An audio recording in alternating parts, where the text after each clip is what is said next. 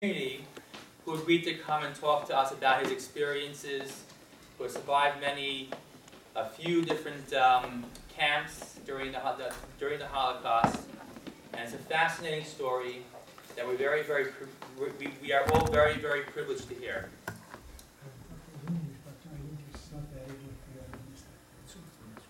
So Moshe said he speaks in English, but his English is not very good, but he speaks very well. He speaks excellent. Okay.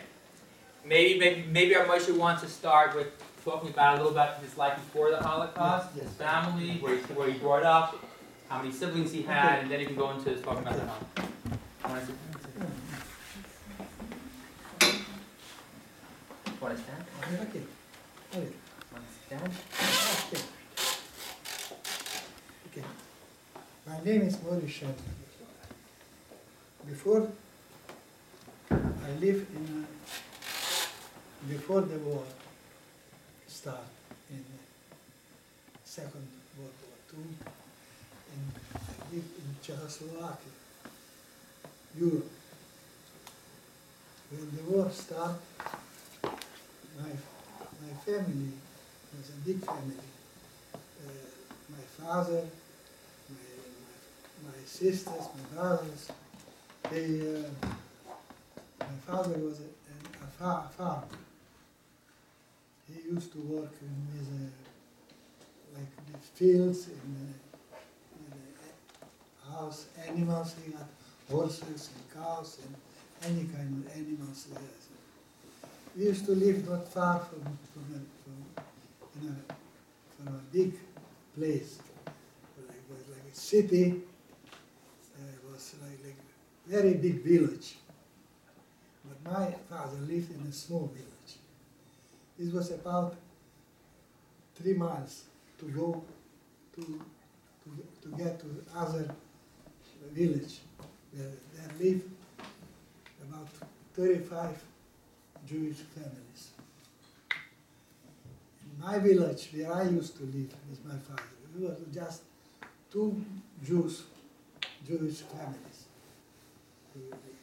So we will depend on the other village because he has to go to shopping there every time. So when the war started, this second war was in 1941. There was a place where we used to live. It was under Czechoslovakia. When Polish people was to invade with the Germans, the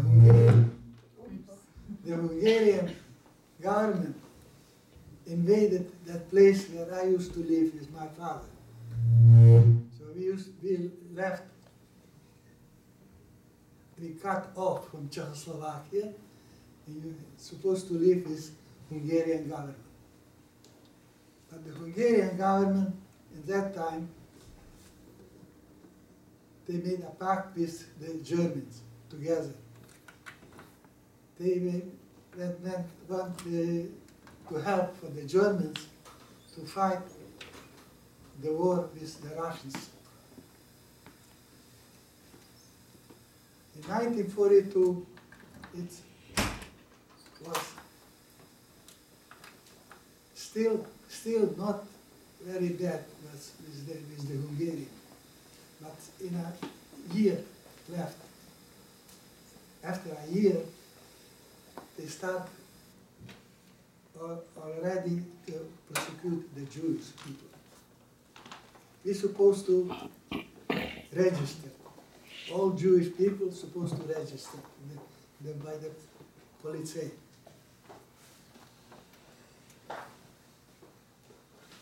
It was an order that the Jewish people cannot go out from the house until we got the permission from the police. So testing.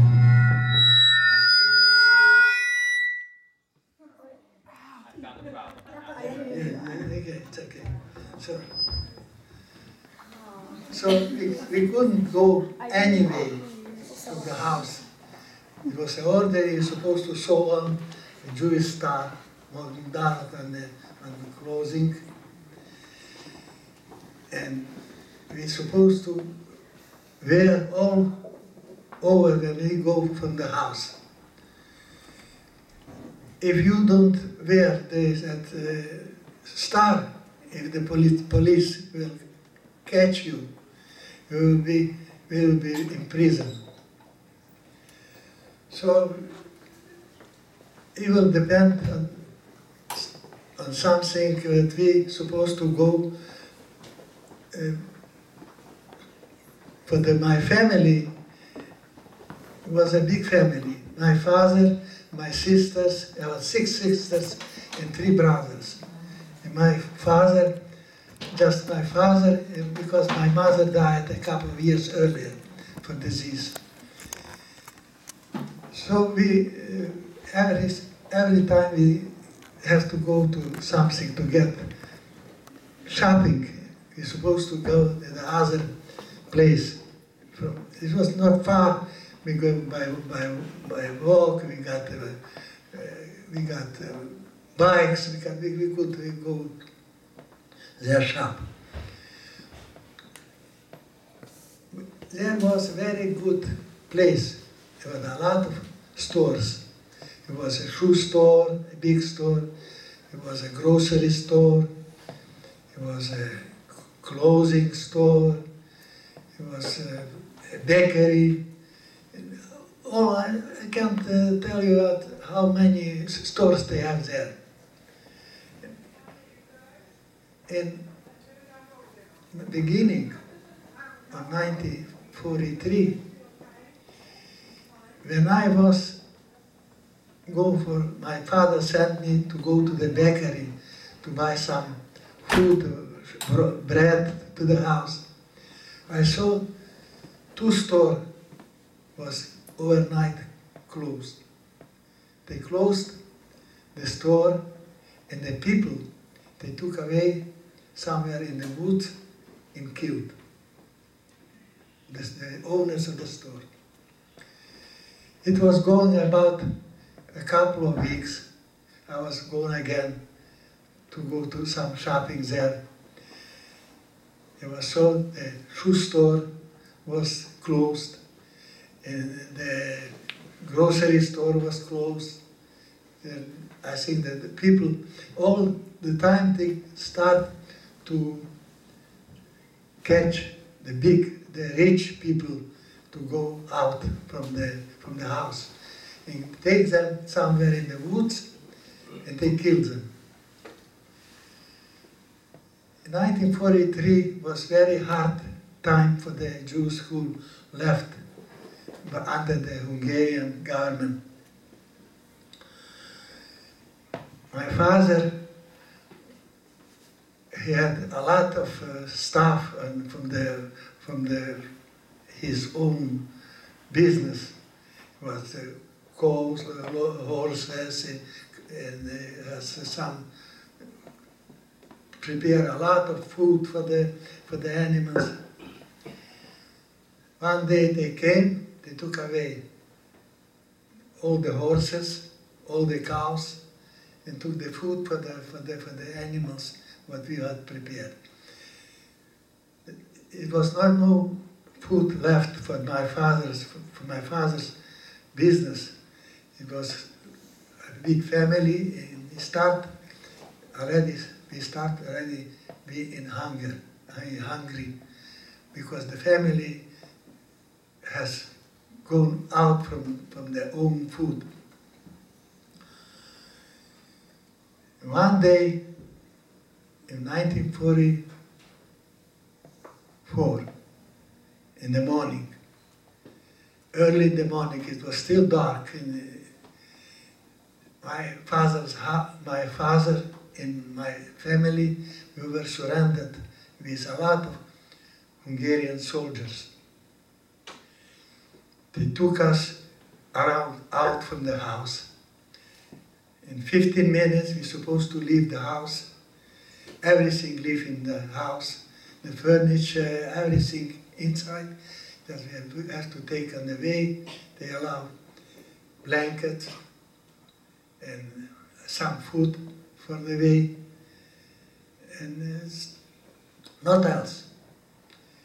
They took us put us in big military trucks and drive us to a city, the name of Užhorod. Užhorod, and put us on one place where it was no house, no nothing, just ground and sky, open sky. It was in beginning on March. It was still cold. This place was before a brick factory. They clean up all the bricks from there, just left clean. Around was a big fence with brick built all around. And they start to gather there in this place Jewish families. There was no food to get there. We got what we got with us brought with home, from home. This was almost gone. But we got my sister, she got married for a widower, and there in that city she lived before. And that her husband used to work in that brick factory, like a mechanic and electric. We had two professions. He knew the way where and how to get food. So he brought some food for us to eat. His family was my sister, and he was two boys from the first wife. And my sister got two girls.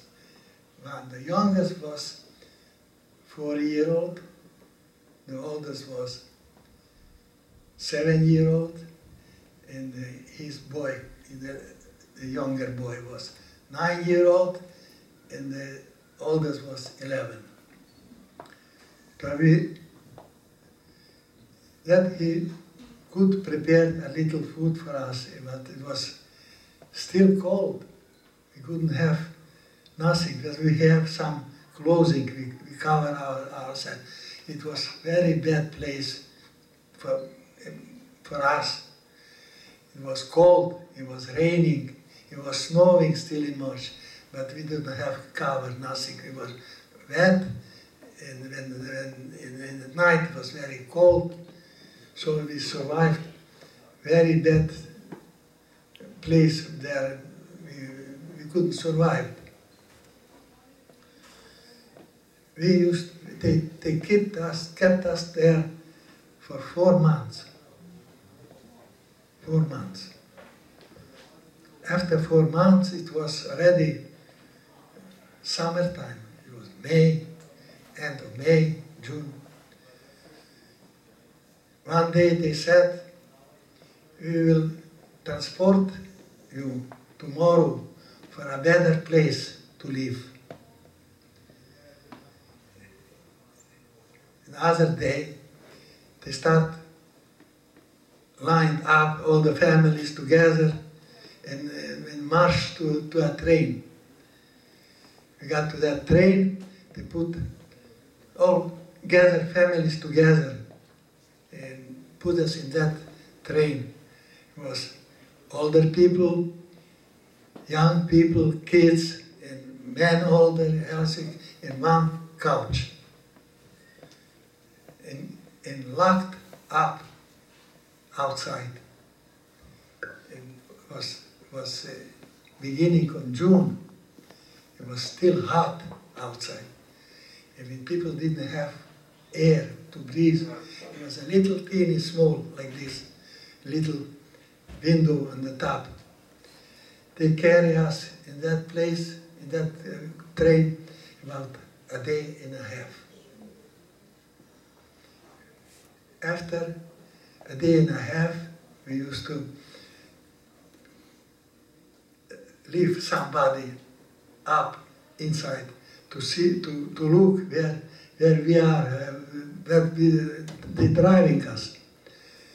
So it was, we go through to all the carpets to Poland.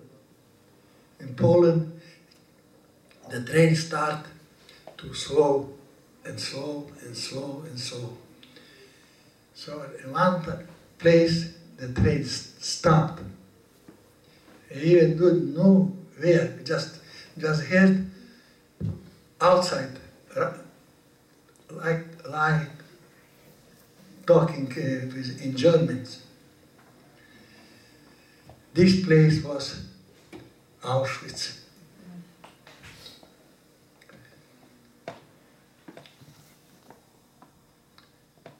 When they opened the couch, they locked up. It was about, do you know, a thunder where it's blitzed. It was like 3 minutes. I couldn't see from my family, nobody. They grabbed about, one time, about 10 or 22 soldiers. They grabbed everybody. My sister with the children, my father, my whole family, all, and in 3 minutes, they put me in a line, and the line was moving, and I see nobody. I was walking, and walking, and walking, to a place where we got inside. We got inside, in that place, there were, in that room were about 15 or 20 barbers working.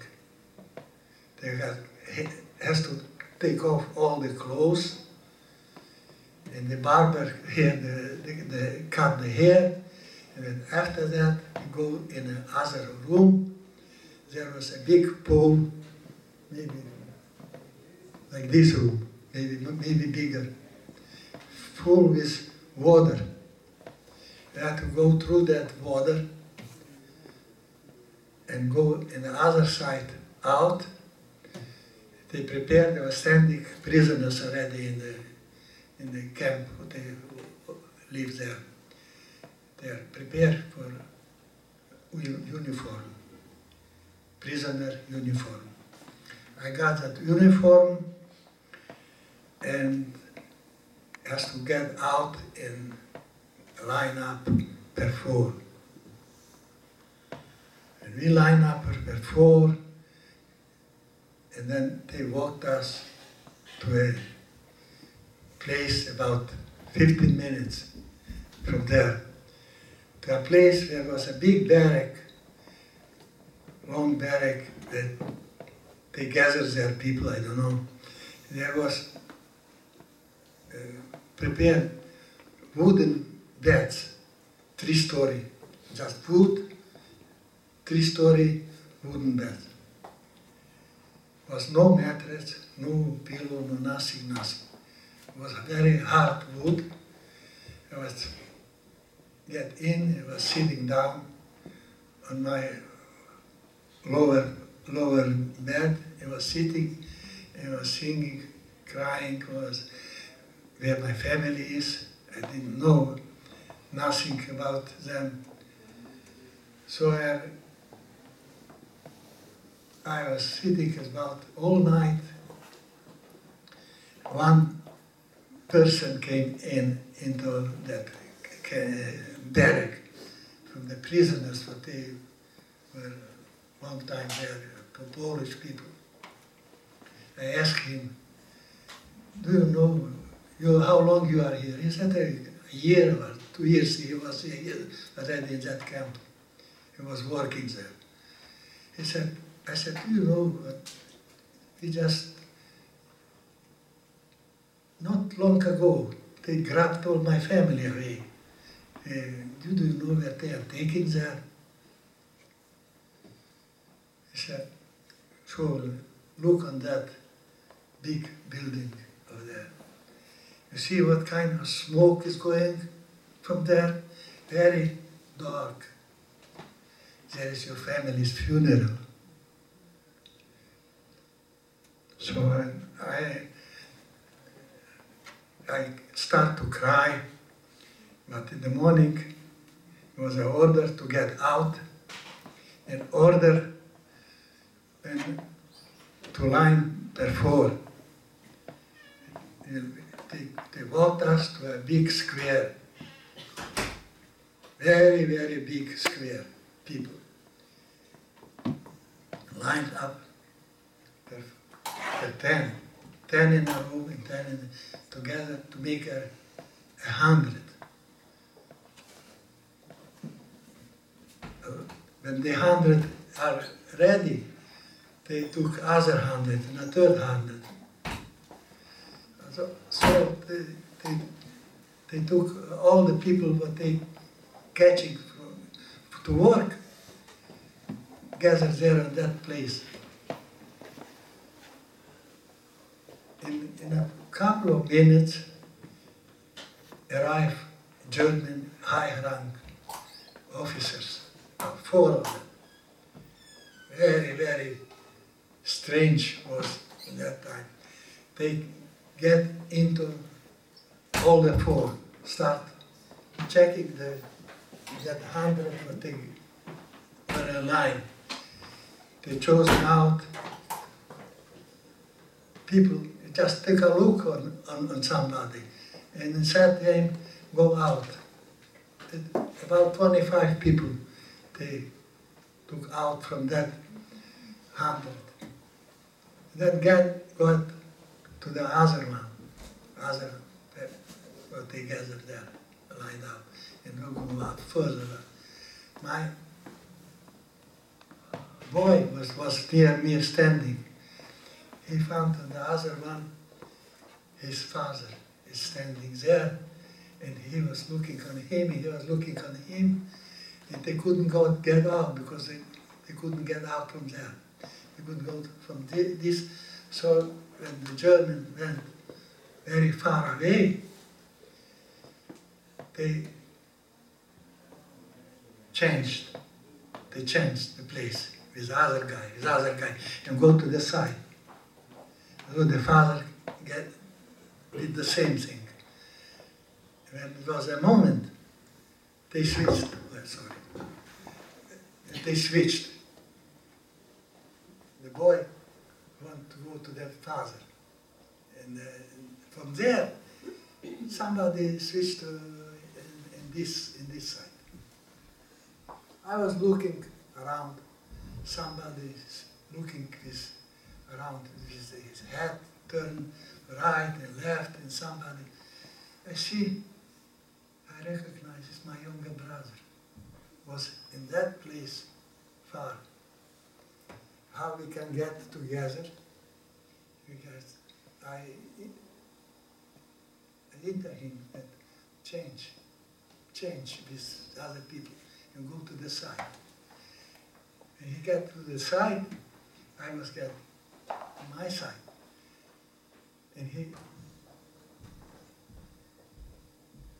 switched. It was a moment where he could switch and get together with me.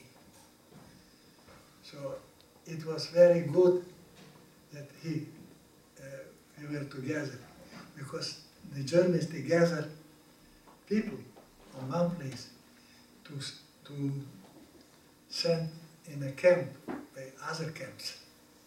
So we were together, the camp that they sent us, and we were already, I with my brother together. After they finished the checking up the whole square, was an order to go back to that barrack, back. When we went back, they brought some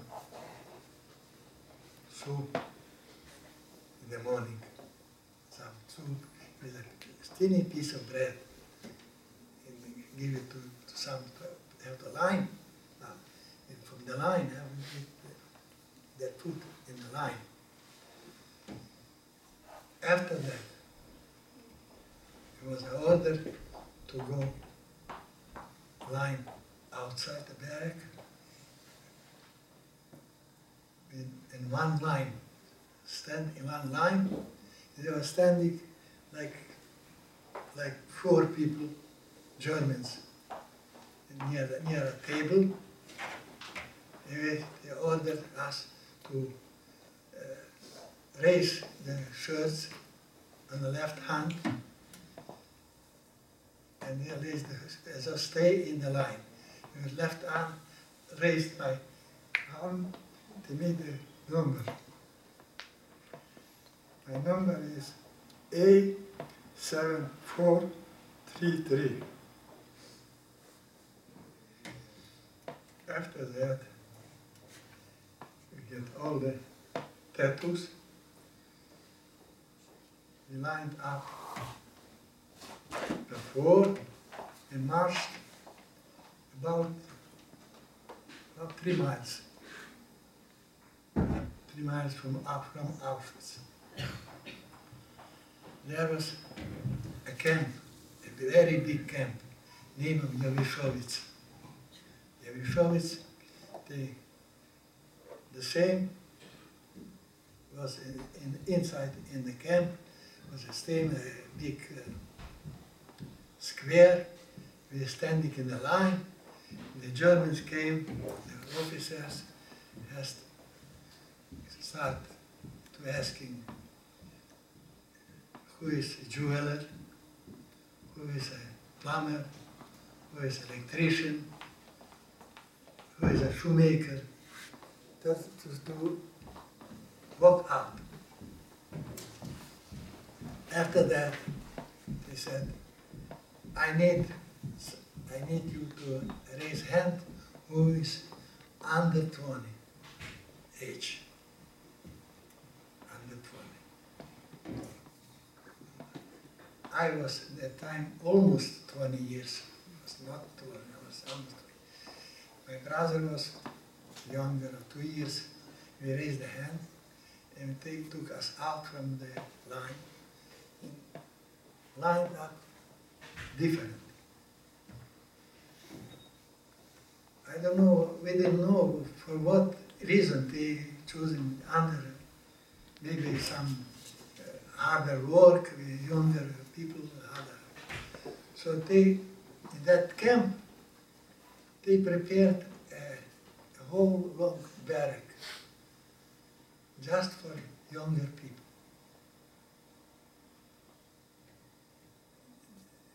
They placed that after they are ready with what they chosen us in the line, they took us in the barrack. They showed us the wooden beds, but there already were a mattress, a pillow. Mattress, not soft mattress, just with straw, but it was a mattress. It was covered with a blanket, and one blanket is covered to cover the body. It was very long barrack. It was people, beds was one side, all one side long. One side and the other side. In the middle was free. They said everybody chose the place where he wanted to live. So I was at the bottom, my brother was in the middle race from the bed, middle side. So, and then was an order. put, there was a little on the bed, but a little glue on, a little like white paper or something like that. In the middle of the bed, where you leave this bed, you have to put your tattoo number on, right on, and the tattoo number. Everybody. So then after that, they brought us already the dinner. We were ready. We have already where to live. We brought the dinner us soup and piece of bread, little teeny margarine on the piece of on the bread. And then was a sign, camp sign, to bedtime. Nobody has to walk from there overnight. Nobody has to talk, no nothing. Just quiet. So I lay down with my brother together. In the morning, they started, was a sign in the morning, early was the sign to get up. Then 5 minutes, in 5 minutes, there was an order to wash face, to dress, and make the bed nice.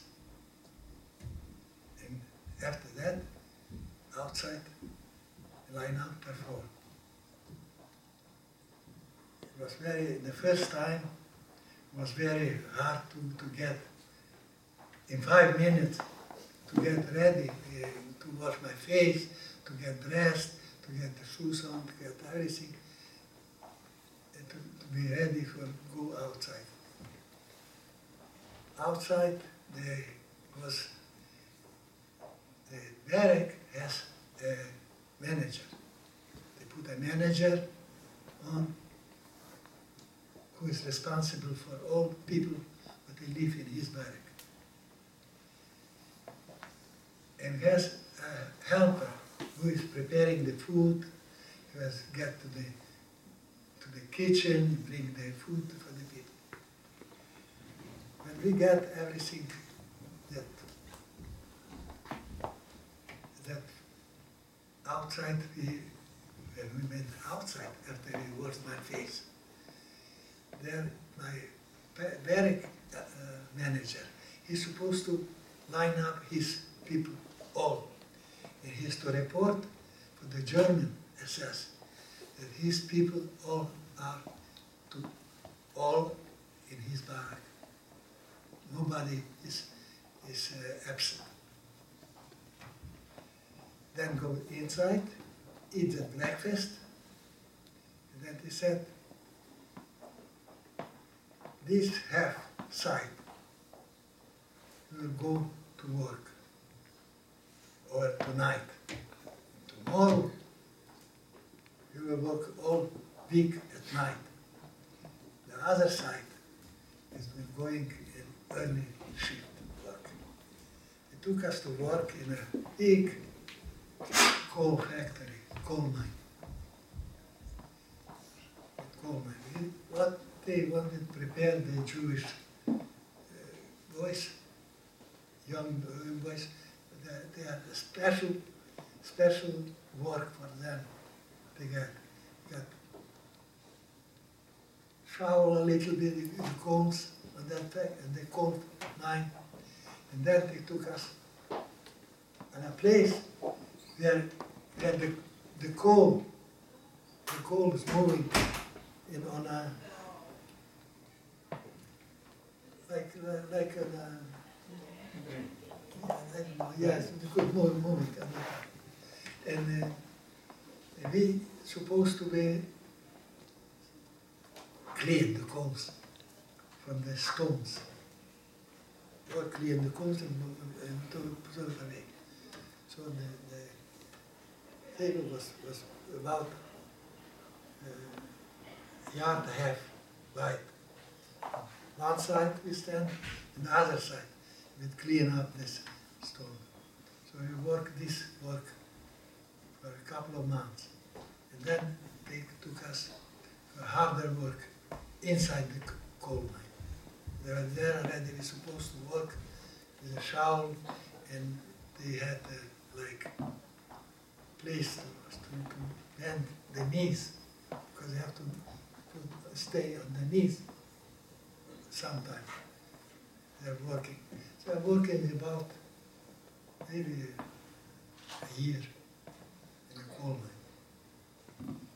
Together with my brother, we were in one shift. We didn't change ourselves, because we were only together. In January,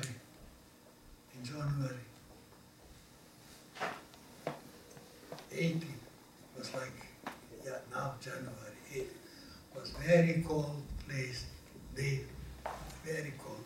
It was snowing. The Auschwitz, they start evacuate.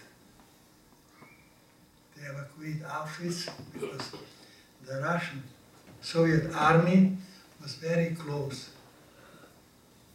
It was very close. Auschwitz was big. They started to evacuate. But when Auschwitz started to evacuate, that camp where I was in Yavishowitz, they start to evacuate because it belongs to Auschwitz. Start to evacuate. In the middle of the day, they stopped the work and said, we are going back in camp.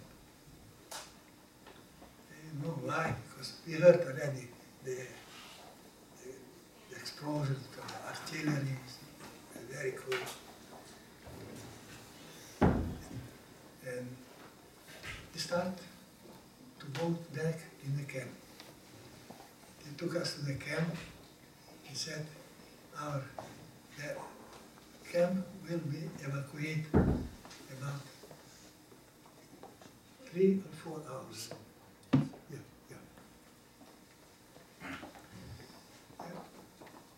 Yeah. 5 minutes. We will evacuate. They will evacuate.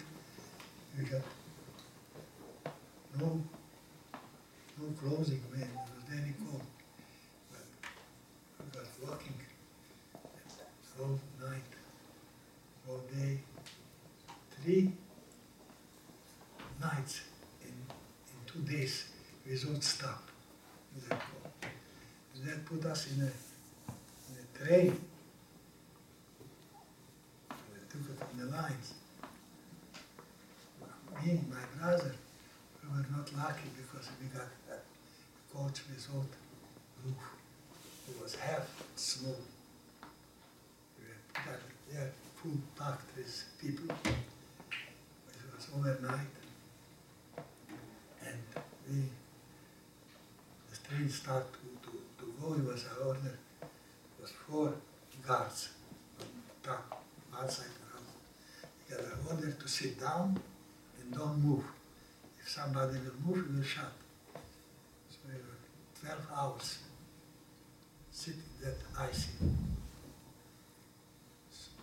Snow, and then it was melt, it was like water, ice. They would take us to the other place. It was a train. Got out from that train. You get walking to a camp was named Buchenwald. And at Buchenwald we were not too long, we were about 3 days. Then again in the transport, again we got in the other camp was Klarinkel. In that camp was no buildings, just bunkers. They didn't see nobody. We lived in the bunkers. It was hard floor. It was just straw, little, no, nothing. There we live in that bunkers about maybe months and a half. Took us to work on a railroad. On a railroad, and from a railroad, we were supposed to work stones, the pieces to put under the rails, carry on the shoulders the rails, put the work on the railroad. That will take us from there to another camp. It was a big camp, was named Ordroof. Ordroof was a very dead camp. It was very close to the American army was about very, very close to get to liberate that camp. But we were not lucky, me and my brothers. They evacuated the whole camp again at night, and in the morning, American army get into that camp, and the General Eisenhower get into that camp, and what they found, half people, but they couldn't evacuate from there, to kill everybody. I was lucky that I was evacuated, me and my brother. We got again in that train. For 1 week, we were locked up. For 1 week. And then we got at another camp to get, before we got to that camp, the International Red Cross took over the whole train that we were in. That the Germans couldn't do nothing with us because the International Red Cross, they were managed already. So that camp, it was named Theresienstadt. Theresienstadt, I was liberated, me and my brother, 1945, May 5th, 1945. The Soviet Union, Soviet Army was liberated. So I couldn't get out from the Soviet Union until I was working there, I was lived there, I married there, and I immigrated to the United States just 1976. From 1945, I couldn't get out. So this was my story. I could take a lot more, but my English is not very good. I hope that a little understood. Yeah? Yes, we do.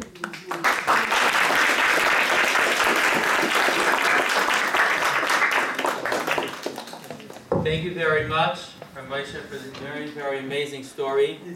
And thank you so much for sharing with all of us.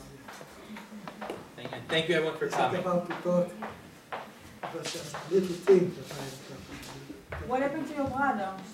My brother, what happened to my brother, I tell you a little story.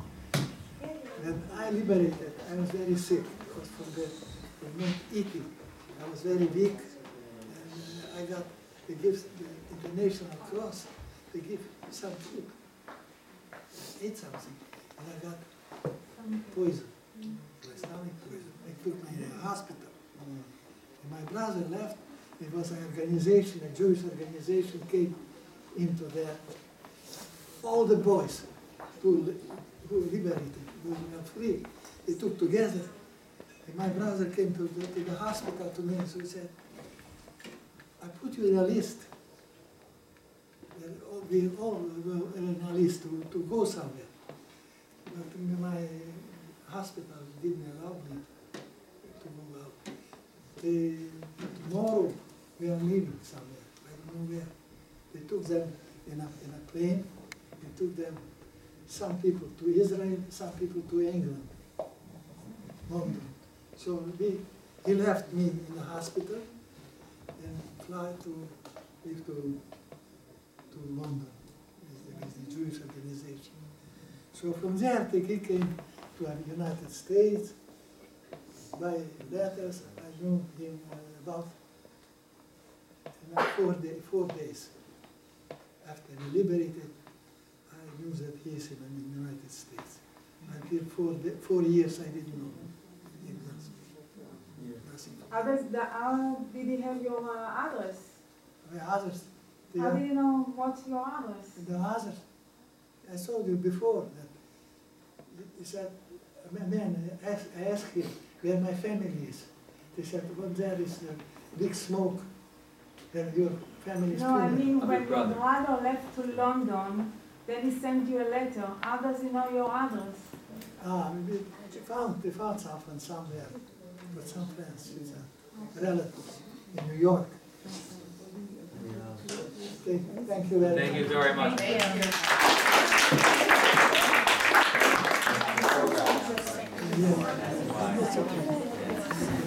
Probably the long one is there.